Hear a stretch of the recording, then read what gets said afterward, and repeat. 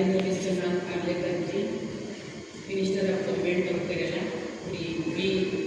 Sivankurji, and Sri V. N. Vasavanji, Member of Parliament Sri Madhur Prakashji, MLA Sri V. Joyji, President of Sri Narayan Dharma Sangam Trust, Brahma Sri Swami Sachidanandaji, General Secretary Sri Narayan Dharma Sangam Trust, Srimad Swami Subanganandaji, Former Union Minister Sri Rajiv Chandrasekharji, distinguished guests, ladies and gentlemen, we all meet together in the sacred land of Sivagiri today for the observance of Mahasamadhi centenary of Sri Narayan.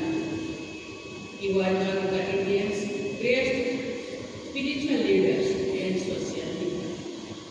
This is the place where Sri Narayan spent his final days and attained Samadhi.